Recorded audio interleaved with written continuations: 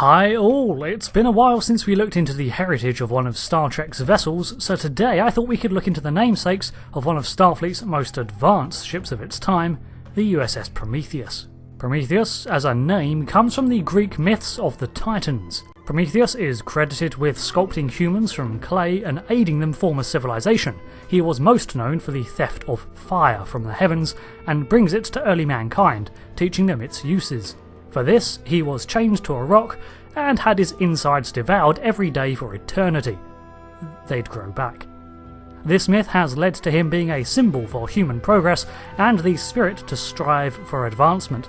Unsurprisingly, such a grandiose name was then used to mark a number of real-life ships and some in the extended lore of Star Trek.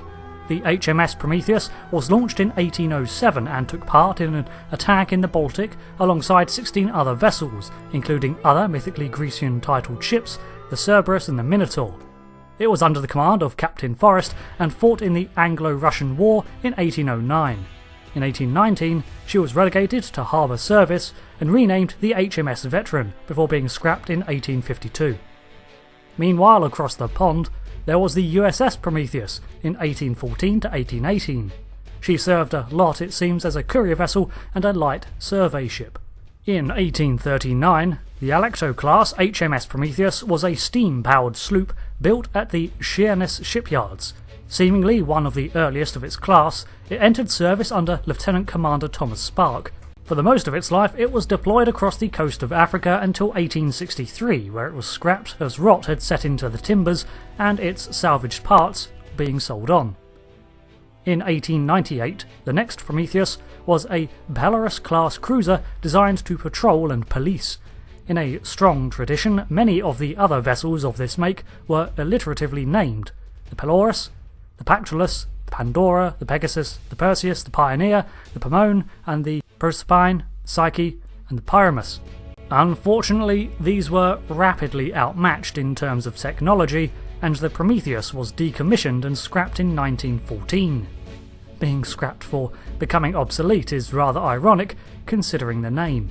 The USS Ontario AC-2 was a ship commissioned in 1910 with a civilian crew ferrying coal for the main fleets. In 1913, she was refit to be a repair vessel and relaunched in 1914 with the new name of the Prometheus AR-3. At the advent of World War I, she was stationed in France and continued to support American vessels until 1923.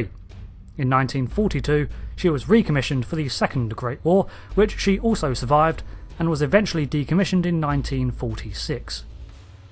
In Trek, with the name being of mythological origin, naturally there are celestial bodies named Prometheus, but the first ship we see is the USS Prometheus Ncc 71201, a Nebula-class vessel built at the 40 Irandi A Starfleet construction yards.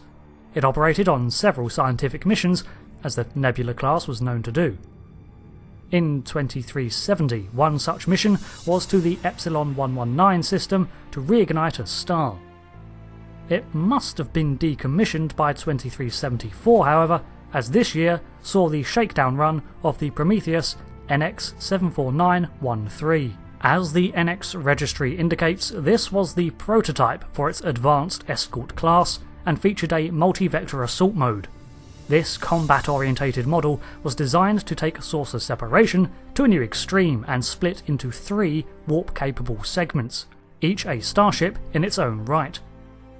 It was almost hijacked by Romulans, who discovered one of the most advanced Starfleet vessels to date, and it was only the intervention of the USS Voyager's EMH and the local EMH Mark II that saved the vessel.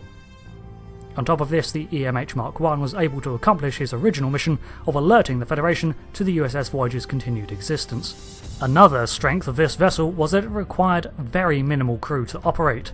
When in multi-vector assault mode, each segment could be coordinated from the saucer section's bridge.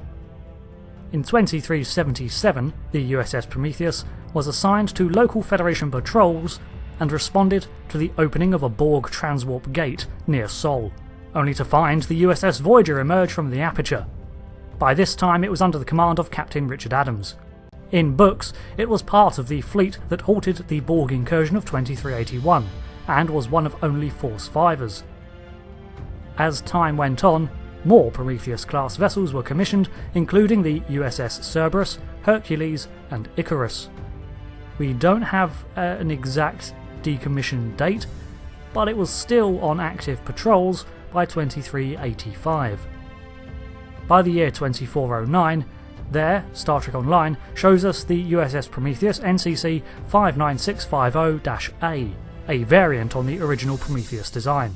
The Prometheus class also turns up in the Battle of Procyon 5, however this was only for a second in background shots and a tenuous connection, even though it appeared in this show, as the battle was set in the 26th century and the image is rather blurry, so it could be passed off as a similar design, and not an actual Prometheus class. So, it seems that the Prometheus has had a history as serving as a support vessel and a patrol craft in both Star Trek and real-world history.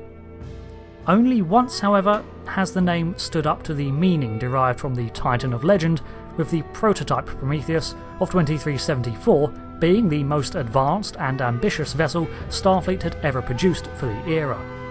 Its systems may have been tailored for war, but with the Dominion threat encroaching, it seems only natural that the Federation would innovate in this direction.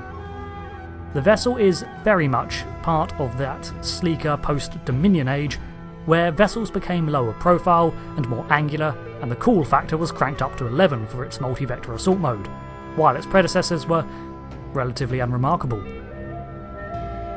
Thanks for watching this video on the legacy of the name Prometheus. Let me know if you can think of any other Trek vessels whose history you want me to delve into, and until the next one, thanks for watching, and I'll see you around.